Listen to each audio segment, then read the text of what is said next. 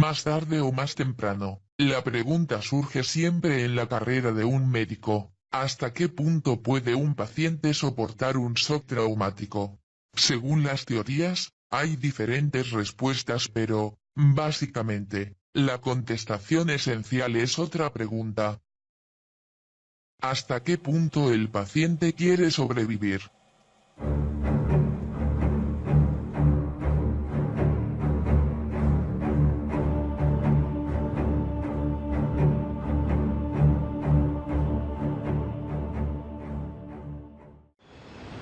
Hace 2 días que la tormenta me arrojó a esta playa. Me he estado paseando por la isla toda la mañana. ¿Qué isla? Mide 190 pasos de ancho por 267 pasos de punta a punta.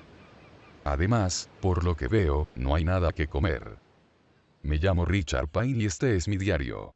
Si me encuentran, o mejor, cuando me encuentren, puedo destruirlo fácilmente. No me faltan cerillas. Cerillas y heroína.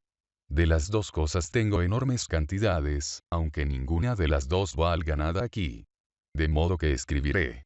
Al menos, para pasar el tiempo. Para decir toda la verdad, y por qué no, tengo todo el tiempo del mundo. Debería empezar por aclarar que, cuando nací, en Little Italy, el barrio italiano de Nueva York, me llamaron Richard Pinsetti. Mi padre, que era un desgraciado, procedía del viejo mundo. Yo quería ser cirujano. Mi padre se reía a mandíbula batiente, me llamaba chalado y me mandaba a buscar otro vaso de vino. Murió de cáncer a los 46 años. Me alegró. Empecé a jugar al fútbol en el instituto. Fui el mejor jugador de la historia local. Jugaba de defensa. Durante los 2 últimos años recorrí todas las ciudades de los Estados Unidos. Odiaba el fútbol. Pero si eres un chaval pobre, que vive en una casa barata y quiere ir a la universidad, tu única oportunidad es el deporte. Así que jugué y conseguí una beca para atletas. En la universidad seguí jugando hasta conseguir una beca de estudios completa. Entonces, lo dejé. Iba a estudiar medicina. Mi padre murió 6 semanas antes de mi graduación. No me importó. ¿Acaso creéis que me hubiera gustado subir a la tarima para recoger el diploma y ver aquella bola de cebo allí sentada? ¿Les gusta a las gallinas viajar en metro? Además, ingresé en un club estudiantil. No uno de los mejores, con un nombre como Pinsetti, pero, después de todo, era un club. ¿Por qué escribo todo esto? Es bastante divertido. No, me rectifico. Es extraordinariamente divertido. El gran Dr. Pine, sentado en una roca, en pantalones de pijama y camiseta, en medio de una isla que se puede cruzar con un salivazo, escribiendo la historia de su vida. Tengo hambre. No importa. Escribiré la maldita historia de mi vida, si me da la gana. Al menos, así no pensaré en mi estómago.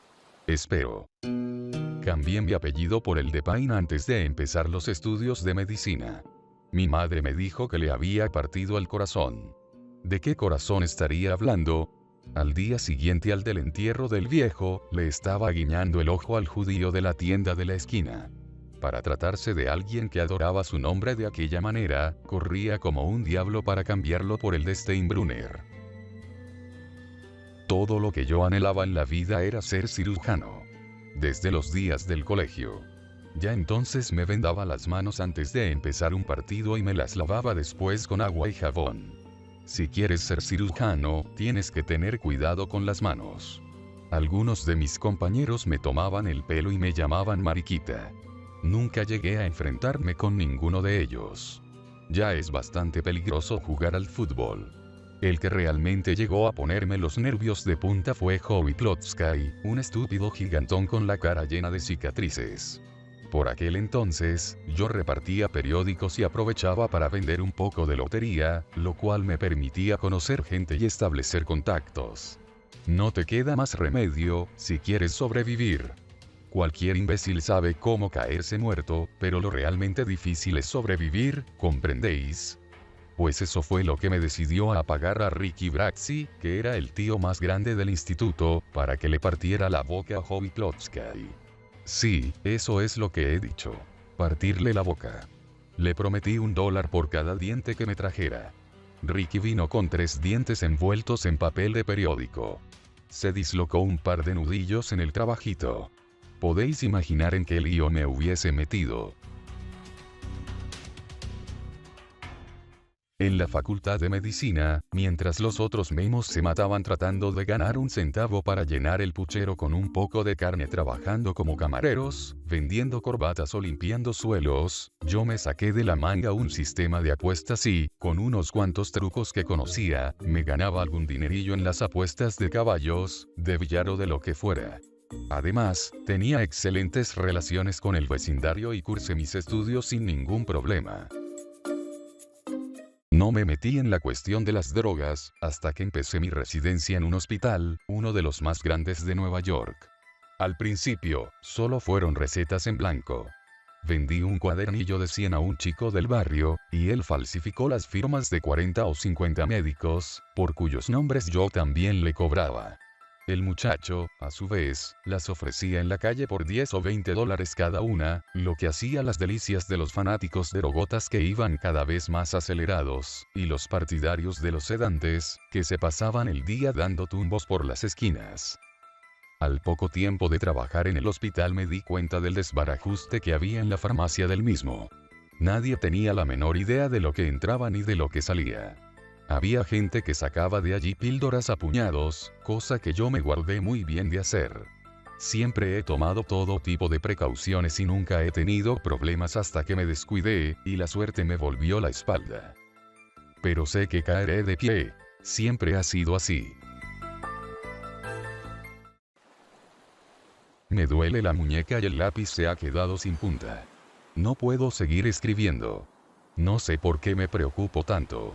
Es probable que me encuentren pronto.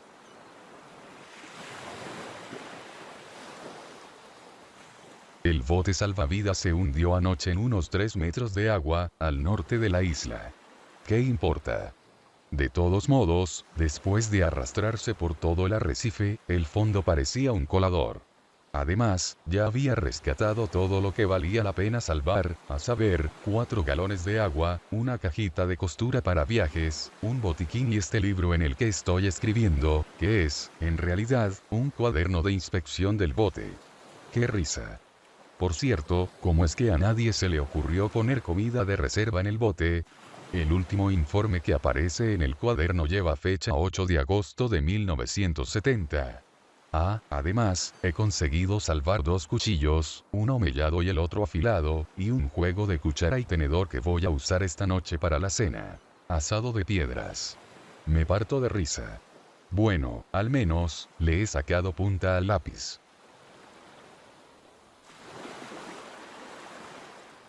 Cuando salga de esta isla, cubierta de excrementos de pájaros, les voy a sacar hasta el hígado a los de Paradise Lines. Solo por eso vale la pena seguir viviendo. Y pienso seguir viviendo y salir de esta, no os quepa la menor duda. Voy a salir de esta. Olvidé una cosa al hacer el inventario. 2 kilos de heroína pura, algo así como $350,000 en las calles de Nueva York, aunque aquí no valga más que un puñado de cacahuetes. ¿Verdad que es cómico?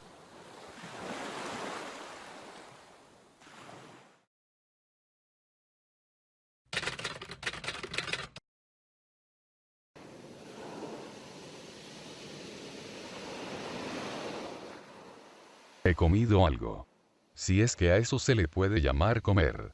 Una gaviota vino a posarse en una de las rocas del centro de la isla, un montículo también cubierto de excrementos de pájaros. Agarré una piedra que tenía a mano y me acerqué a ella todo lo posible. No se movía, observándome con sus ojos negros y brillantes. Me sorprendió que no la asustara el ruido de mis tripas. Arrojé la piedra con todas mis fuerzas y le di de lleno. La gaviota lanzó un graznido y trató de volar, pero le había roto el ala derecha. Trepé en su busca, pero se alejó a saltos. La sangre manchaba sus plumas. Me dio bastante trabajo. Metí el pie en un agujero entre 2 rocas y estuve a punto de partirme el tobillo. Finalmente, cuando empezaba a cansarme, logré darle alcance al otro lado de la isla. La gaviota se había metido en el agua y se alejaba. La atrapé por la cola, pero se volvió y me dio un picotazo. Le agarré una de las patas y, con la otra mano, le retorcí el cuello. El sonido de las vértebras al romperse me llenó de satisfacción. La cena está servida, caballero. ¿Os acordáis? ¡Qué risa! Me la traje al campamento, pero antes de desplumarla y cortarla a trozos, me limpié la herida con yodo. Los pájaros llevan toda clase de gérmenes y solo me faltaría una infección. La operación de la gaviota fue de perlas, pero, qué pena, no había manera de cocinarla. No hay vegetación en la isla, ni maderas a la deriva y, por si fuera poco, el bote se ha hundido. Así que me la comí cruda.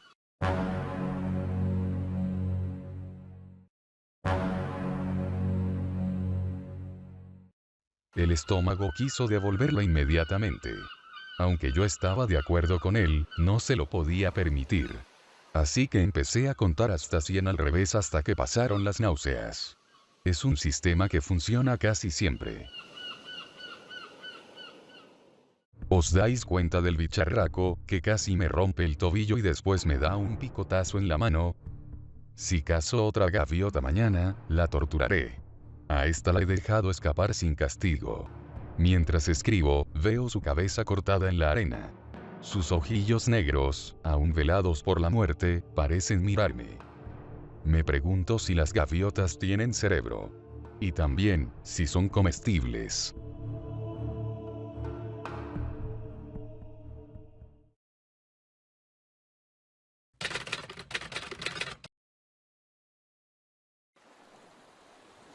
Hoy no hay comida. Una gaviota aterrizó en el macizo, pero voló antes de que me aproximara lo suficiente como para cazarla. Me estoy dejando la barba. Pica como un demonio. Si la gaviota vuelve y consigo darle caza, le sacaré los ojos antes de matarla. Creo haber dicho ya que era un cirujano de primera. Me expulsaron. Realmente ridículo. Todos los médicos hacen lo mismo y luego se ponen tan estirados cuando le atrapan a uno. Peor para ti. Yo ya tengo mi parte. El segundo juramento de Hipócrates y de Hipócritas. Había acumulado ya bastante de mis correrías como interno y como residente. Se supone que, de acuerdo con el juramento de Hipócrates, eres un funcionario y un caballero, pero nadie cree tal cosa. Tenía lo necesario para abrir mi consulta privada en Park Avenue. Lo necesitaba. No tenía un papá rico ni un protector con influencias, como muchos de mis colegas. Cuando me instalé, mi padre llevaba 9 años criando malvas. Mi madre murió un año antes de que me revocaran la licencia. Pasó lo siguiente. Yo tenía un trato con media docena de farmacéuticos del East Side, además de un par de laboratorios y al menos, otros 20 médicos. Los pacientes iban y venían de uno a otro. Yo operaba y después prescribía los medicamentos postoperatorios adecuados. No todas las operaciones eran necesarias, pero nunca actué contra la voluntad del paciente. Y jamás sucedió que un paciente le echara un vistazo a la receta y me dijera que no quería aquello. Escuchadme. Hay gente a la que se le hizo una histerectomía en 1965 o una tiroides parcial en 1970 y que seguirían engullendo pastillas si el médico se lo permitiera. Y era lo que hacía algunas veces. Además, yo no era el único. Si podían pagarse el vicio, ¿por qué no? Cuando no era un paciente que padecía de insomnio después de alguna operación, era alguien que quería adelgazar, o quería Librium. Todo tenía arreglo. Me río solo. Sí. De no haber sido yo, hubiera sido cualquier otro. Hasta que los de sanidad fueron a ver a Loventhal, ese gallina. Le asustaron diciéndole que le iban a echar 5 años y el tipo cantó media docena de nombres, uno de los cuales era el mío. A mí me estuvieron observando durante bastante tiempo y, en realidad, cuando me echaron el guante, 5 años eran pocos para mí. Por ejemplo, no había dejado del todo lo de las recetas en blanco, algo muy divertido, pero que no necesitaba en absoluto. Lo seguía haciendo por costumbre. Además, a nadie le amarga un dulce. El caso es que yo conocía a mucha gente. Probé con algunos. Y arrojé un par de individuos a los leones. Nadie que me gustara, sin embargo. Todos auténticos cerdos. Dios, tengo hambre.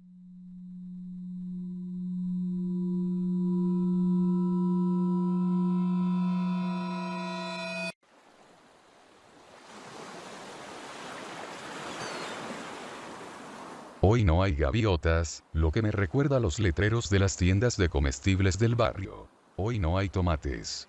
Me metí en el agua hasta la cintura, con un cuchillo afilado en la mano. Permanecí inmóvil durante casi 4 horas, mientras el sol caía de pleno sobre mis espaldas. Creía desmayarme un par de veces, pero conté hasta 100 al revés hasta que desapareció la sensación.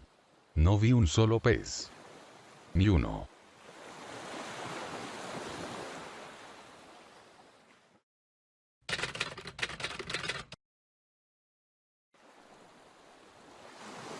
Hoy he matado otra gaviota tal como lo hice con la primera. Tenía demasiada hambre para torturarla como me había prometido a mí mismo. Así que la abrí y me la comí. Vacié las tripas y me las comí también. Es extraño ver cómo se recobra la vitalidad. Empezaba a preocuparme. Tendido a la sombra del montículo central, creí oír voces. Mi padre. Mi madre. Mi esposa. De la que por cierto me divorcié. Y lo peor de todo, la voz del chino que me vendió la heroína en Saigón. Ceseaba, probablemente a causa de un paladar hendido. Vamos, esnifa un poco de heroína. Te olvidarás del hambre. Es muy buena. Pero nunca tomé drogas, ni siquiera para dormir.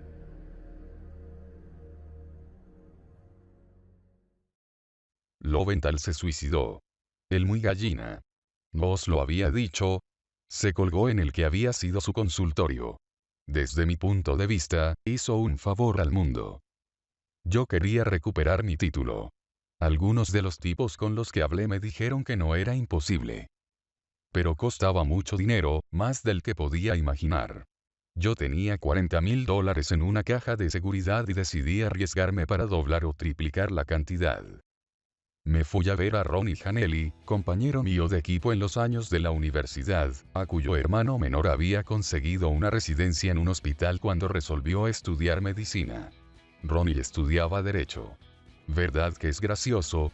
En el barrio se le conocía por el apodo de Ronnie el árbitro, porque se metía en todos los juegos y, sin que nadie se lo pidiera, empezaba a pitar faltas a todo el mundo. Si no te gustaba, tenías 2 opciones. Callarte la boca o tragarte unos cuantos dientes.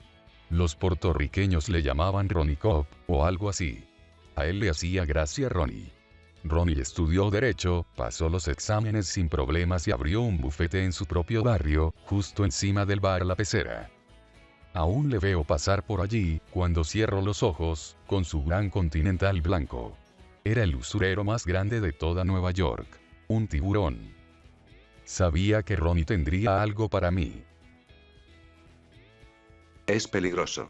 Pero tú sabes cuidarte. Y si traes la mercancía, te presentaré un par de individuos. Uno de ellos es funcionario del Estado. Me dio 2 nombres. El de Henry Lee Tzu, el chino, y el de Solo Mengdo, un químico vietnamita. El vietnamita probaba la heroína del chino a cambio de dinero. El chino era conocido por sus bromas. Por ejemplo, llenaba las bolsitas de plástico con talco, o detergente, o almidón. Ronnie decía que un día, una de aquellas bromas le iba a costar la vida.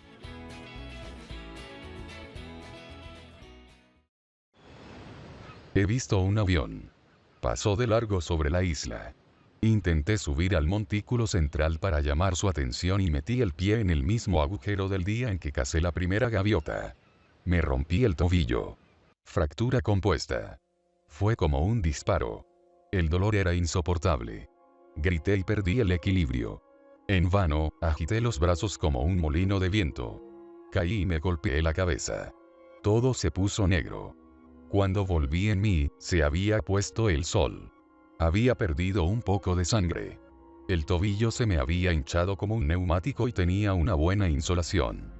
Creo que, de haber habido una hora más de sol, tendría todo el cuerpo llagado. Me arrastré como pude hasta aquí y pasé la noche temblando y llorando de rabia. Me he desinfectado la herida de la cabeza, situada encima del lóbulo temporal derecho, y me la he vendado como he podido. Es una herida superficial en el cuero cabelludo con una pequeña contusión, creo, pero el tobillo, es una mala fractura, en 2 puntos, quizá 3. ¿Cómo voy a cazar a las gaviotas ahora? El avión debía de estar en busca de supervivientes del Callas. En medio de la oscuridad y la tormenta, el bote salvavidas ha de haber recorrido kilómetros. No creo que vuelva por aquí. Dios mío, cómo me duele el tobillo.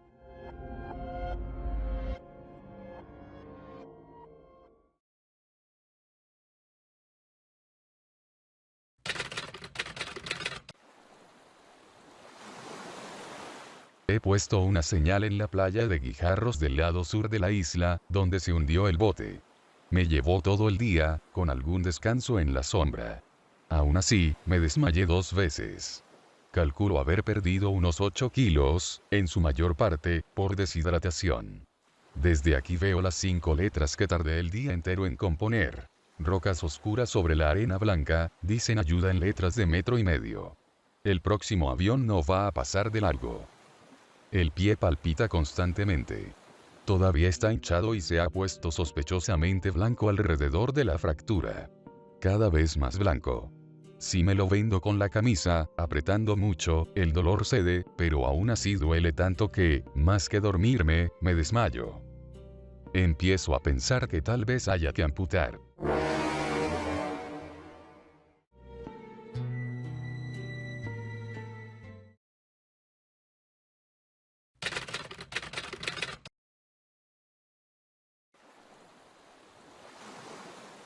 La hinchazón y la pérdida de color son todavía mayores. Esperaré hasta mañana. Si la operación es imprescindible, creo que podré llevarla a cabo. Tengo cerillas para esterilizar el cuchillo y aguja e hilo de la cajita de costura. Como vendaje, la camisa. Tengo además 2 kilos de analgésico, aunque no precisamente del que prescribía a mis pacientes.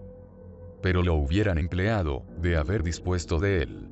Podéis apostar.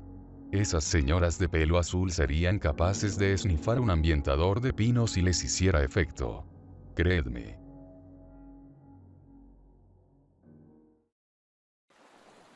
He decidido amputar el pie. Hace 4 días que no como. Si espero más, corro el riesgo de desvanecerme en medio de la operación por la acción combinada del shock traumático y el hambre. En ese caso, podría morir desangrado. Y, a pesar de lo desdichado que soy, aún tengo ganas de seguir viviendo. Recuerdo lo que Mokrich decía en anatomía básica, el viejo Moki le llamábamos. Más tarde o más temprano, la pregunta surge siempre en la carrera de un médico.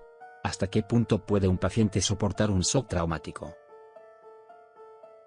Y entonces, señalaba con el puntero el dibujo del cuerpo humano, el hígado, los riñones, el vaso, los intestinos. Básicamente, caballeros, la contestación esencial es otra pregunta. ¿Hasta qué punto el paciente quiere sobrevivir? Creo poder hacerlo. De verdad. Supongo que estoy escribiendo para aplazar lo inevitable, pero se me ocurre que no acabé de contar por qué me encuentro aquí. Tal vez deba hacerlo por si la operación no sale bien.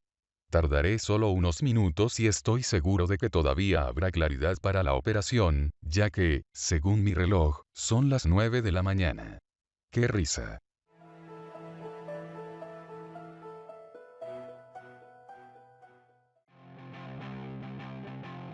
Fui a Saigón como turista. ¿Os extraña? No sé por qué. Hay miles de personas que van allí cada año, a pesar de la guerra de Nixon. También hay gente a la que le gusta presenciar accidentes o peleas de gallos. Mi amigo chino tenía la mercancía. Se la llevé a Endo, el químico, quien me ratificó que era de primera clase. Me contó también que Litsu había gastado una de sus bromas hacía 4 meses, y que su mujer había saltado hecha pedazos por los aires al poner la llave de encendido en su automóvil. Desde entonces no había vuelto a hacer bromas. Me quedé en Saigón 3 semanas. Había reservado pasaje de regreso a San Francisco en un crucero, el Callas. Primera clase. Subir a bordo con la mercancía no representó problema alguno. Engo arregló el asunto, sobornando a 2 oficiales de aduana que se limitaron a saludarme y hacer pasar las maletas. La heroína iba en una bolsa de viaje que ni siquiera vieron. Pasar la aduana en Estados Unidos será mucho más difícil, pero ese problema únicamente suyo. No tenía la menor intención de pasar aquello por la aduana. Ronnie había contratado un buzo que haría el trabajo por $3,000. Tenía que encontrarme con él, ahora que lo pienso, hace 2 días, en una especie de corral llamado Regis Hotel en San Francisco. El plan consistía en poner la mercancía en una lata a prueba de agua. Sujetos a la tapa, un reloj y un sobre de tinte rojo. Antes de atracar, había que tirar la lata al agua, cosa que no iba a hacer yo mismo, naturalmente. Estaba todavía buscando un cocinero o un camarero al que no le viniera mal un dinero extra y que fuera lo bastante listo, o lo bastante idiota, como para mantener la boca cerrada, cuando el kayak se hundió. No tengo ni la menor idea de cómo sucedió, ni de por qué. Se nos había echado encima un buen vendaval, pero el crucero parecía capaz de capearlo. Pero el día 23, alrededor de las 8 de la noche, hubo una fuerte explosión bajo cubierta. Yo estaba en el salón en aquel momento y el kayak se escoró casi inmediatamente. A la izquierda, ¿cómo se llama? Babor o estribor. La gente empezó a gritar y a correr en todas direcciones. Las botellas cayeron de la estantería del bar y se estrellaron contra el suelo. Un hombre salió de una de las escaleras, con la camisa quemada y la piel asada. Los altavoces empezaron a decir a la gente que se dirigiera a los botes salvavidas que se les habían asignado al principio del viaje, durante un simulacro. Los pasajeros echaron a correr sin rumbo. Muy pocos se habían molestado en comparecer durante el simulacro. Yo, no solo estuve allí, sino que fui más temprano, para estar en primera fila y ver bien todo, ¿comprendéis? Siempre pongo mucha atención en lo que se refiere a mi pellejo. Bajé a mi camarote, saqué las bolsitas de heroína y me puse una en cada bolsillo. Después, me dirigí al bote salvavidas 8. Mientras yo subía las escaleras, hubo otras 2 explosiones y el barco se inclinó aún más peligrosamente, si cabe. En cubierta, todo era confusión. Vi una mujer que corría por la cubierta resbaladiza, gritando y con un niño en brazos. Según se inclinaba el buque, ella ganaba velocidad. Finalmente, golpeó contra la borda a la altura de los muslos, saltó por encima de ella, dio 2 vueltas de campana y desapareció de mi vista. Había un hombre de mediana edad, sentado en medio del puente, que se arrancaba los cabellos con las manos. Otro, con ropas blancas de cocinero, la cara y las manos horriblemente quemadas, se daba contra las paredes gritando socorro desesperadamente. El pánico era total y se había contagiado del pasaje a la tripulación como una epidemia.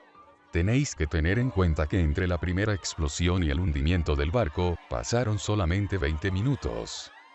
Algunos de los botes iban repletos de gente que aullaba, y otros, totalmente vacíos. El mío, que estaba en la zona más próxima al agua, estaba casi desierto. Nadie más que yo y un marinero, con la cara muy pálida y llena de espinillas. Echemos al agua enseguida a este condenado barreño. Dijo, con los ojos desorbitados. Porque la maldita bañera se va a pique sin remedio. Maniobrar un bote no es nada difícil, pero, con los nervios, el marinero se hizo un lío con las maromas de su lado. El bote bajó unos 2 metros y quedó colgado, yo más cerca del agua que él. Fui hacia su lado para ayudarle cuando empezó a gritar. Había logrado deshacer el nudo, pero, al mismo tiempo, se había pillado la mano. La soga se deslizó sobre la palma, dejándosela en carne viva. Finalmente, salió despedido de la embarcación. Acabé de deshacer el lío y libré el bote, que bajó al agua. Empecé a remar como un condenado. Remar era algo que siempre había hecho por placer en las casas de veraneo de mis amigos, pero ahora, por primera vez, lo hacía para salvar mi vida. Si no me alejaba del kayak antes de que se hundiera, me arrastraría con él. 5 minutos más tarde, se hundió. No escapé del todo a la succión, tuve que remar desesperadamente solo para permanecer en el mismo lugar. Se hundió muy deprisa. Todavía había gente aferrada a la borda, gritando. Parecía una banda de monos. La borrasca empeoró. Perdí un remo.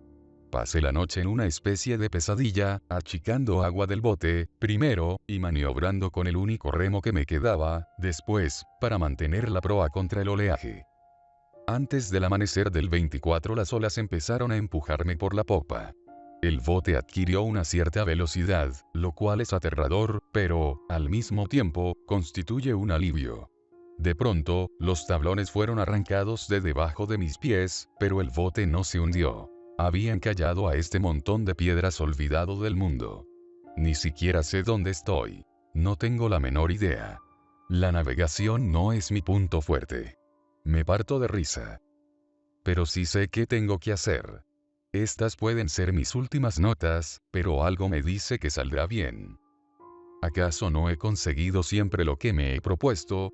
Además, hoy se hacen maravillas con las prótesis y podré moverme con un solo pie con toda comodidad. Ha llegado el momento de ver si soy tan extraordinario como creo. Buena suerte.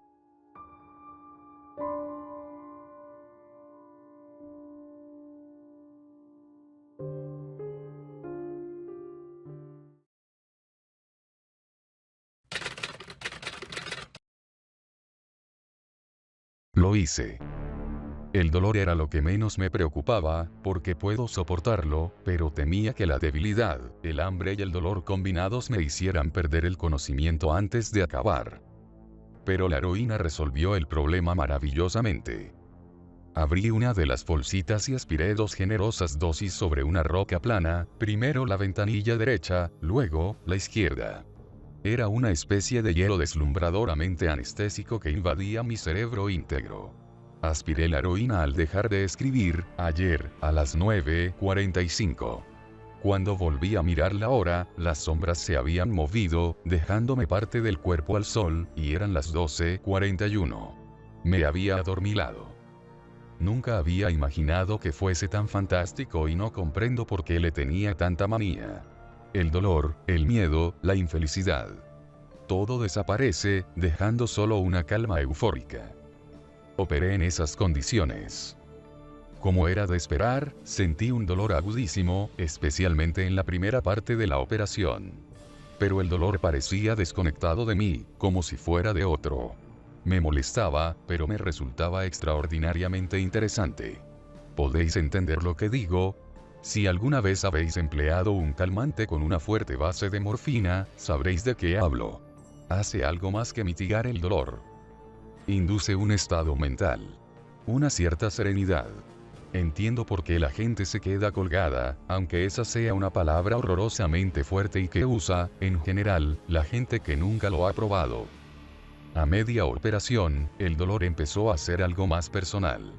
Oleadas de desfallecimiento me acometían. Miré con ansia la bolsita de heroína, pero me obligué a apartar la vista. Si volvía a adormilarme, moriría desangrado con la misma seguridad que si me desmayara. Conté hasta 100 al revés. La pérdida de sangre era el factor más crítico. Como cirujano, era vitalmente consciente de ello. No debía perder una gota más que lo imprescindible. Si un paciente sufre una hemorragia durante una operación en un hospital, se le puede suministrar sangre. Yo carecía de esos medios. Todo lo que se había perdido, la arena debajo de mi pie estaba ya negra, estaba perdido hasta que mi propia fábrica lo repusiera. No tenía hemostáticos, ni hilo de sutura, ni grapas. Empecé la operación exactamente a las 12:45. Acabé a la 1:50 e inmediatamente me atonté con heroína, una dosis mayor que la anterior. Me dormí en un mundo gris, indoloro, y permanecí en ese estado hasta alrededor de las 5. Cuando me espabilé, el sol estaba cerca del horizonte occidental, trazando un camino de oro sobre el azul del Pacífico que llegaba hasta mí. Nunca he visto algo tan increíble. Tanto, que me compensó del dolor en un segundo. 1 hora más tarde aspiré un poquito más, para seguir disfrutando de la puesta de sol. Poco después de hacerse de noche. Esperad un segundo. Os he dicho que no he comido absolutamente nada durante 4 días. y que lo único que tenía a mi alcance para recuperar mis energías agotadas era mi propio cuerpo. Después de todo, ¿no se ha dicho, una y otra vez, que la supervivencia es una cuestión mental? De una mente superior. No voy a justificarme diciendo que cualquiera hubiera hecho lo mismo. En primer lugar, hay que ser cirujano. Y aun conociendo la técnica de la amputación, es posible hacer una carnicería y desangrarse de todos modos. Y, aun en el caso de poder sobrevivir a la amputación y al shock traumático, jamás se le ocurriría algo semejante a alguien convencional. No importa. Nadie tiene por qué enterarse. Lo último que haré antes de abandonar la isla será destruir este libro. Tuve mucho cuidado. Lo lavé muy bien antes de comérmelo.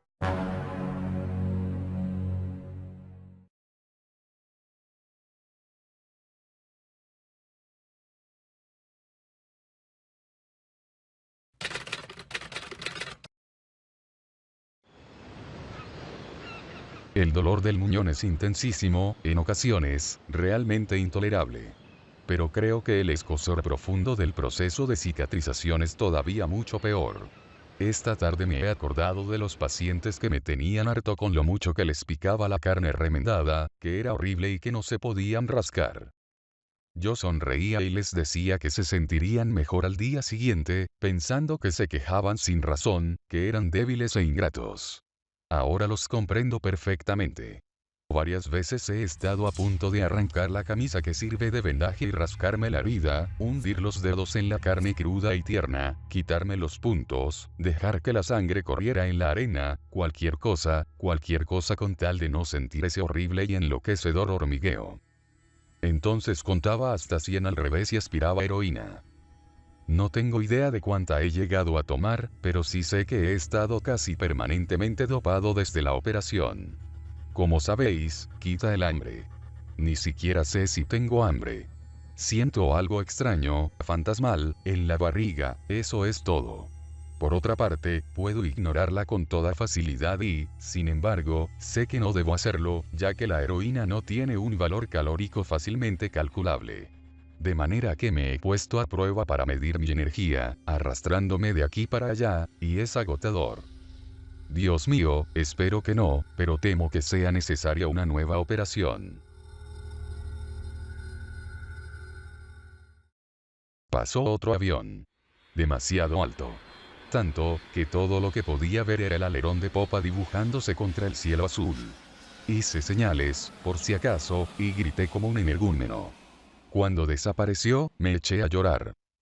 Está muy oscuro y es difícil seguir escribiendo. Comida. He estado pensando en cantidad de platos.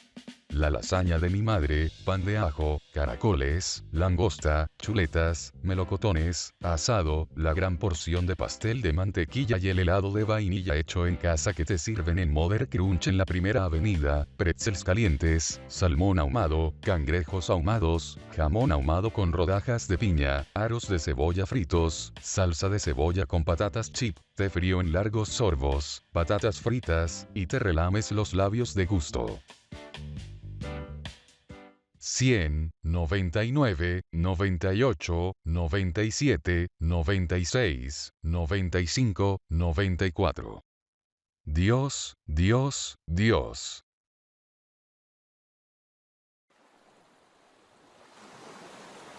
Esta mañana ha aterrizado otra gaviota en el montículo, grande, gorda, mientras yo reposaba a la sombra de mi roca, la que considero mi campamento particular, con el muñón apuntando al cielo.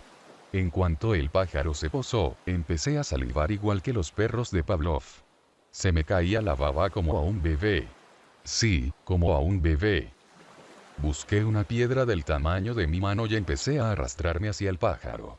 Queda tan solo un cuarto, ya hemos escalado 3. 3 y pico. Pincet y pasa hacia atrás, Pine, quiero decir Pine. No tenía demasiadas esperanzas. Estaba seguro de que saldría volando, pero había que intentarlo. Si atrapara una ave tan gorda y tan insolente como esa, tal vez pudiese posponer la segunda operación indefinidamente. Continué, aunque, de vez en cuando, me golpeaba el muñón contra el canto afilado de una roca y veía las estrellas con todo el cuerpo, obligándome a reposar hasta que el dolor se calmara. La gaviota no escapó. Daba saltitos de aquí para allá, con el pecho hinchado, como un general pasando revista a las tropas. De vez en cuando me miraba con sus ojos pequeños, negros y malignos, y no me quedaba más remedio que quedarme inmóvil como una piedra y contar hasta 100 a la espera de que volviera a moverse. Cada vez que agitaba las alas, el hielo me invadía el estómago. Mas no dejaba de salivar. Se me caía la baba como a un niño.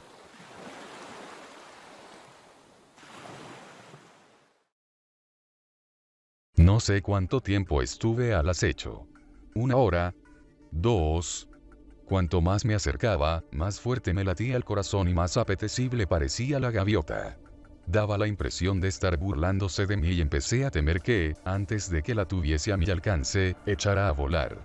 Me temblaban las piernas y los brazos. Tenía la boca seca. El muñón, por su parte, me daba unas punzadas asesinas. Ahora pienso que debo haber sentido también dolores de abstinencia. Tan pronto. No he tomado heroína más que 1 semana.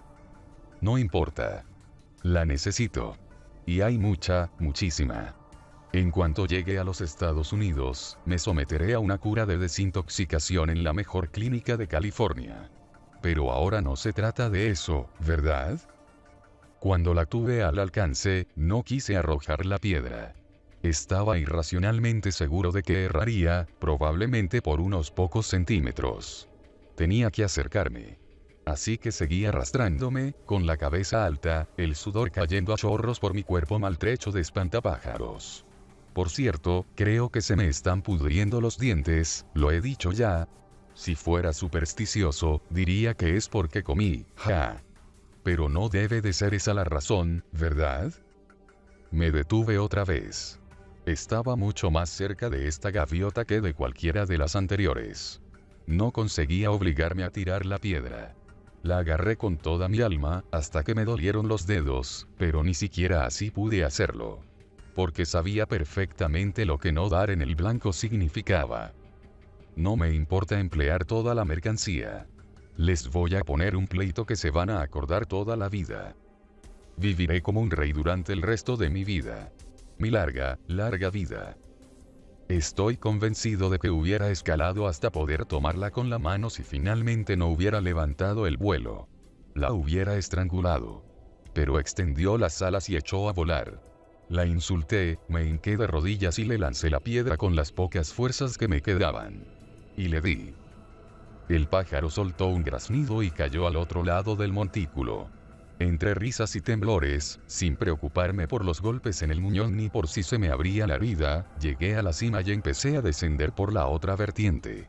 Perdí el equilibrio y me di en el suelo con la cabeza. En aquel momento ni siquiera lo advertí, aunque tengo un magnífico chichón como recuerdo. Solo podía pensar en la gaviota y en cómo le había dado, suerte fantástica, aún volando, le había dado. La gaviota se arrastró hasta la playa, con el ala rota y el cuerpo ensangrentado. Me arrastré tras ella todo lo rápido que me era posible, pero ella era más veloz. Una carrera de lisiados. ¡Qué risa! Podría haberla capturado, ya estaba muy cerca, de no haber sido por mis manos. Tengo que cuidar mis manos. Puedo volver a necesitarlas. A pesar del cuidado tenía las palmas llenas de tajos cuando por fin llegamos a la playa. Por si fuera poco, golpeé mi reloj contra una roca y saltó hecho anicos. La gaviota entró en el mar cojeando, graznando como una endemoniada. La atrapé, pero solo me quedó un puñado de tristes plumas.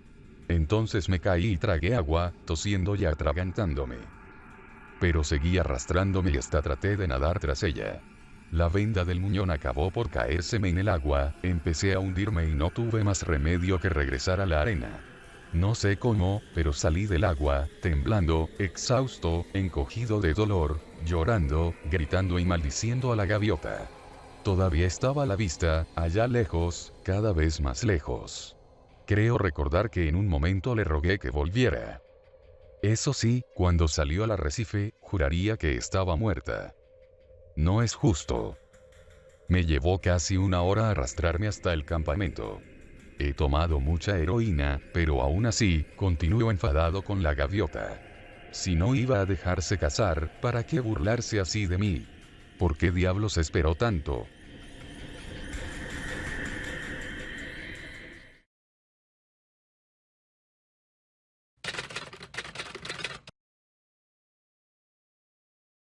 Me he amputado el otro pie, el derecho, y lo he vendado con mis pantalones. Extraño. Durante toda la operación se me cayó la baba. Babeaba sin cesar. Como cuando descubrí la gaviota, se me caía la baba sin parar. Pero me obligué a esperar hasta la noche. Conté hasta 100 al revés 20 o 30 veces. ¡Qué risa! Entonces, tenía que repetirme. Rosbif frío, rosbif frío, rosbif frío.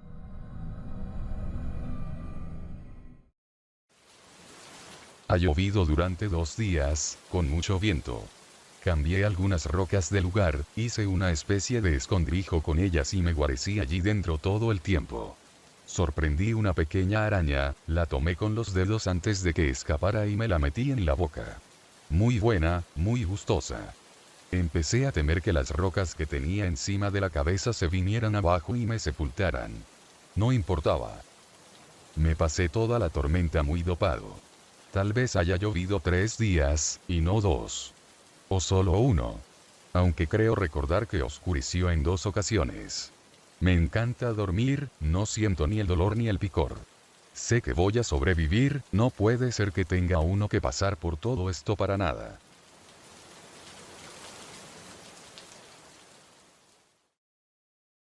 Había un cura en la Sagrada Familia cuando yo era niño, un enano que adoraba hablar del infierno y del pecado mortal. Les tenía verdadero cariño. No hay retorno del pecado mortal, ese era su punto de vista. Me pasé la noche soñando con él, el padre Hailey, con su sotana y su nariz de whisky, sacudiéndose el dedo y diciendo: ¡Qué vergüenza, Richard Pincetti! Un pecado mortal. Condenado al infierno. Condenado al infierno. Me reí de él. Si esto no es el infierno, ¿qué es? El único pecado mortal es darse por vencido. La mitad del tiempo la paso delirando. El resto me pican los muñones. La humedad hace que me duelan todavía más. Pero no voy a ceder. No me voy a dar por vencido. No pasaré por todo esto para nada.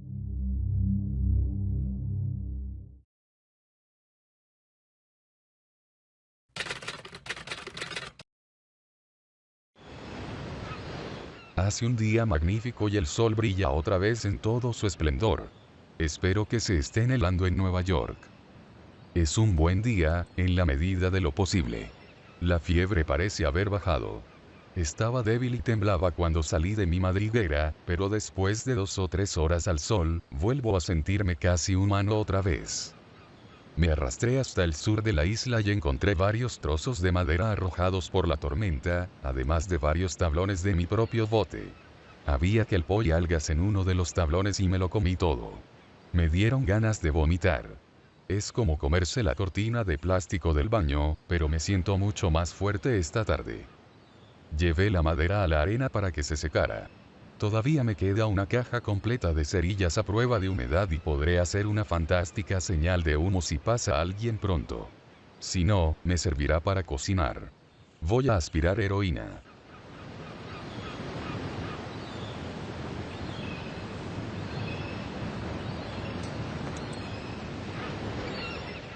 Hoy he encontrado un cangrejo, que maté y cocí en una pequeña hoguera.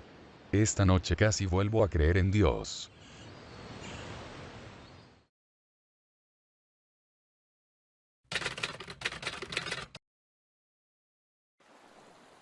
Acabo de darme cuenta de que la tormenta se llevó casi todas las piedras de mi señal de ayuda.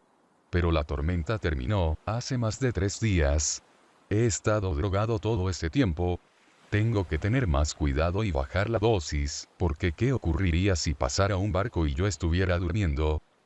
Reconstruí la señal, pero me llevó casi todo el día y estoy exhausto. Busqué un cangrejo donde encontré el otro, pero nada. Me corté las manos con varias de las piedras de la señal, pero me desinfecté con todo, a pesar de mi debilidad. Debo cuidar mis manos.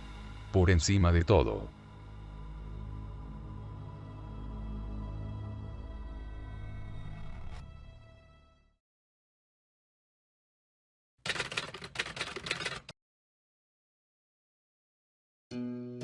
Hoy se posó otra gaviota en el montículo. Levantó el vuelo antes de que yo me acercara. La conminé a irse al infierno, a picotear los ojillos rojizos del padre Hailey para toda la eternidad.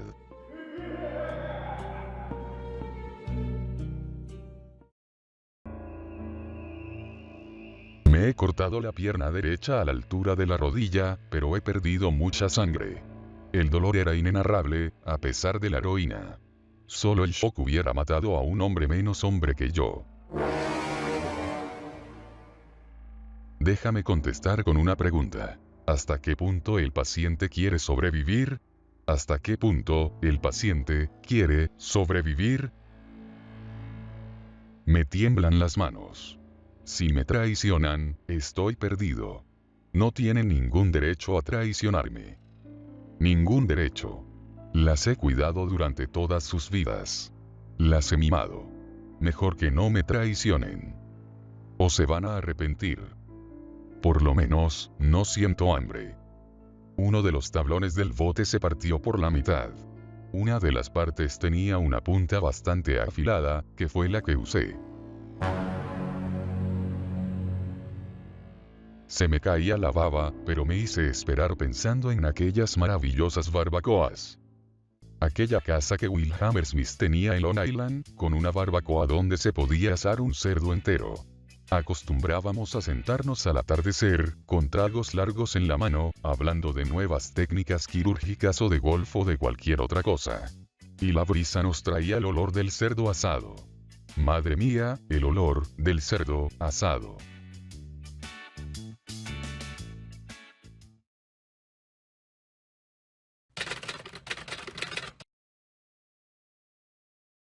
Me he cortado la otra pierna a la altura de la rodilla. He estado dando cabezadas todo el santo día. Doctor, ¿la operación era necesaria? ¡Qué risa! Me tiemblan las manos como las de un viejo. Las odio. Tengo sangre debajo de las uñas, costras. ¿Recuerdas el modelo de la facultad, con la barriga de vidrio? Pues me siento igual, pero no quiero mirar. De ninguna de las maneras. Recuerdo que Dom decía eso, se paraba a charlar contigo en la calle con la chaqueta del Highway Outlaws Club. Tú le decías, hombre, ¿cómo hiciste para conseguirla? Y Dom respondía de ninguna de las maneras. Viejo Dom. Caramba, ojalá me hubiera quedado en el barrio. Esto tiene tan mala pinta, como decía Dom. Ja. Pero me han dicho, ¿sabes?, que con la terapia adecuada y unas prótesis, volvería a estar como nuevo, podría volver a la isla y decirle a la gente. Aquí es donde ocurrió.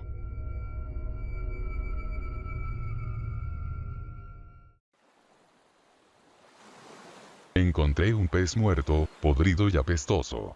Es igual, me lo comí. Me doblaban el cuerpo las arcadas, pero no me lo permití. Sobreviviré. Estoy muy bien con la heroína y las puestas de sol.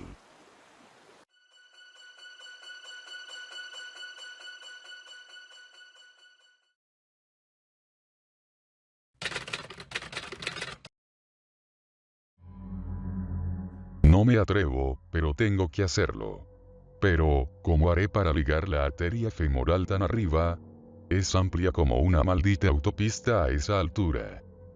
A pesar de todo, tengo que hacerlo. He marcado la parte alta del muslo, la parte donde todavía hay carne, con lápiz. Desearía poder dejar de babear.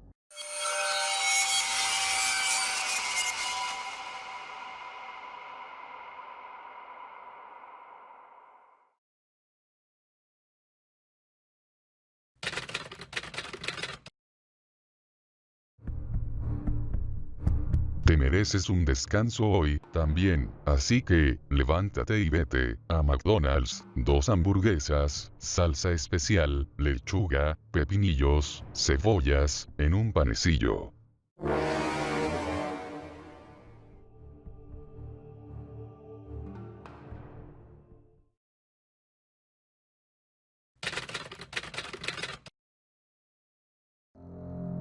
Hoy me he visto la cara en el agua. Una calavera cubierta de piel. Me he vuelto loco ya. Debo de estar loco. Ahora soy un monstruo. Un engendro. No me queda nada bajo las ingles. Un verdadero monstruo. Una cabeza atada a un torso que se arrastra por los codos en la arena.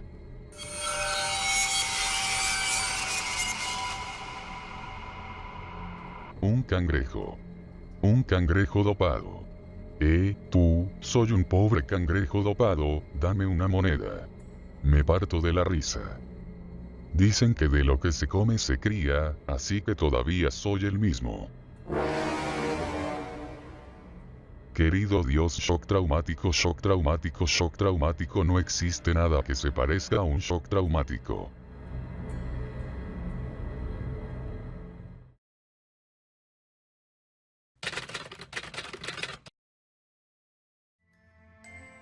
He soñado con mi padre. Cuando se emborrachaba, olvidaba el inglés. No es que tuviera nada interesante que decir de todos modos.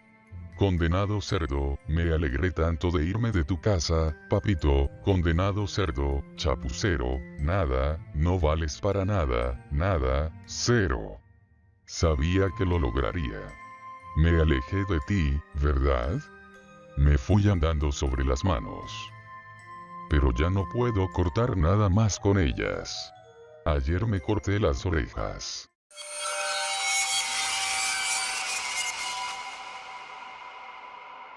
La mano izquierda lava la derecha, no dejes que tu mano izquierda sepa lo que hace la derecha, pito pito colorito, ¿dónde vas tú tan bonito? ¡Qué risa! ¿Qué importa, una mano u otra? Buena comida, buena carne, buen Dios comamos. Pies de cerdo saben igual que manos de cerdo.